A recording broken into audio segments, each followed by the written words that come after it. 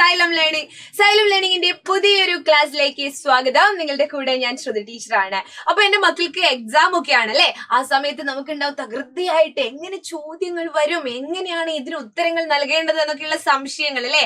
എവിടെ നിന്ന് വരും? നമ്മൾ ഈ പാഠങ്ങളൊക്കെ പഠിച്ചിട്ട് അതിൽ നിന്ന് തന്നെയാണോ വരിക, പുറത്തു നിന്നാണോ ചോദ്യം വരിക, അങ്ങനെ ഒരുപാട് സംശയങ്ങൾ ഉണ്ടാവും. അപ്പൊ അതിന്റെ ചോദ്യങ്ങൾക്കെല്ലാം മറുപടി ആയിട്ട് ടീച്ചർ ലൈവ് ക്ലാസ്സുകളൊക്കെ തരുന്നുണ്ട് നമ്മളെ സൈലത്തിലെ ഓരോ ടീച്ചേഴ്സും. അപ്പൊ എന്റെ മക്കൾ എല്ലാവരും നമ്മുടെ ക്ലാസ്സുകൾ കൃത്യമായിട്ട് ഫോളോ ചെയ്യുക. ഇന്ന് ടീച്ചർ പറയാൻ പോകുന്നത് അതുപോലെയുള്ള ഒരു ചോദ്യമാണ്. നമുക്കൊന്ന് നോക്കാം അല്ലെ. പരീക്ഷയ്ക്ക് വളരെ പ്രധാനപ്പെട്ട ഒരു ചോദ്യമാണ് കേട്ടോ. എന്താണ് ഇത്? നോക്കൂ, പരീക്ഷയ്ക്കുള്ള ചോദ്യം തന്നെയാണ്. നമുക്കൊന്ന് നോക്കാം. വിശകലന കുറിപ്പ് തയ്യാറാക്കുക. ഒരു കാര്യത്തെ വിശകലനം ചെയ്യണം. നമുക്കൊരു കാര്യം തന്നു കഴിഞ്ഞാൽ അതിനെ ഒന്ന് വിശകലനം ചെയ്യുക അല്ലെ. കൃത്യമായിട്ട് അതിന്റെ ആശയം മനസ്സിലാക്കുക, എന്നിട്ട് അതിനെ കുറിച്ച് എഴുതുക അല്ലെ. താഴെ കൊടുത്തിരിക്കുന്ന ശൈലി ശ്രദ്ധിക്കൂ. ശൈലി എന്താണ്? ശൈലി നമുക്കറിയാം, പഴഞ്ചൊല്ലുകളെ, കടങ്കഥകളെ അല്ലെ, ശൈലികളെ, ഇതൊക്കെ നമ്മൾ പഠിക്കുന്നുണ്ട്, നമുക്കറിയാം. നമ്മളിങ്ങനെ നിത്യജീവിതത്തിൽ തന്നെ നമ്മൾ പലപ്പോഴും പ്രയോഗിക്കുന്ന ഒന്നാണ് ശൈലികൾ അല്ലെ. ഇക്കരെ നിൽക്കുമ്പോൾ അക്കരെ പച്ച. മുൻവർഷ ചോദ്യമാണ്. ഇക്കരെ നിൽക്കുമ്പോൾ അക്കരെ പച്ച. അതിന്റെ അർത്ഥം എന്താണ്? ഇക്കരെ നിൽക്കുമ്പോൾ അക്കരെ പച്ച നിറമാണ് എന്ന് എന്നാണോ ഉദ്ദേശിക്കുന്നത്? നമുക്കൊന്ന് നോക്കാം അല്ലെ. ഇത് പരീക്ഷ ക്വസ്റ്റ്യൻ പേപ്പറിൽ തന്നെ തന്നിട്ടുണ്ട്.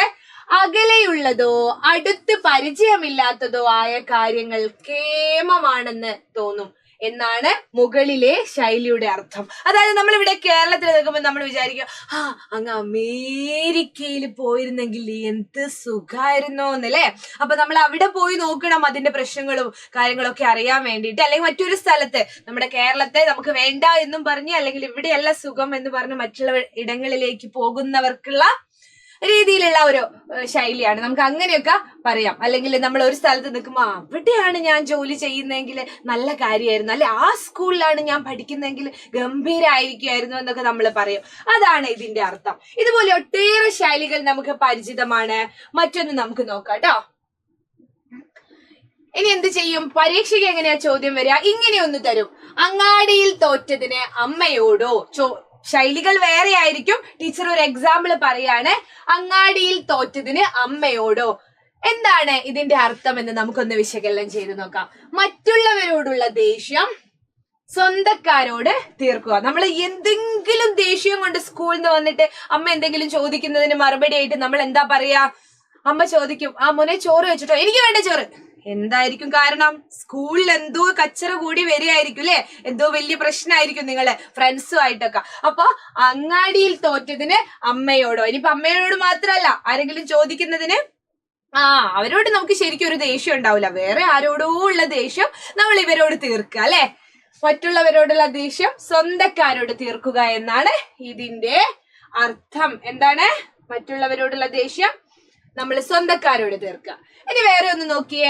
അടി തെറ്റിയാൽ ആനയും വീഴും.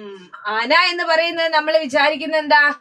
വലിയ കൊമ്പനാണ്, വലിയ വമ്പനാണ് അല്ലെ. അടി തെറ്റിയാല് നമ്മള് കുഴിയൊക്കെ ഉണ്ടാക്കി വെക്കൂലേ ആനകൾക്ക്. അപ്പൊ അതിന്റെ അടി ഒന്ന് തെറ്റിയാല് കുഴിയിലേക്ക് വീഴാനുള്ള സാധ്യതയുണ്ട്.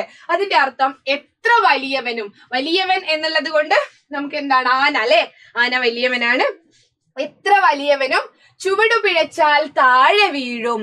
എത്ര വലിയവനും ചുവട് പിഴച്ചാൽ താഴെ വീഴും എന്നാണ് ഈ ഒരു ശൈലിയുടെ അർത്ഥം. അപ്പൊ അടി തെറ്റിയാൽ ആനയും വീഴും എന്ന് പറഞ്ഞാൽ ഇതാണ് അർത്ഥമാക്കുന്നത്. ഒന്നും കൂടെ ടീച്ചർ പറയാട്ടോ. അണ്ടിയോടടുത്താലേ മാങ്ങയുടെ പുളി അറിയൂ. അണ്ടിയോടടുത്താലേ മാങ്ങയുടെ പുളി അറിയൂ. എന്താണ് അതിന്റെ അർത്ഥം?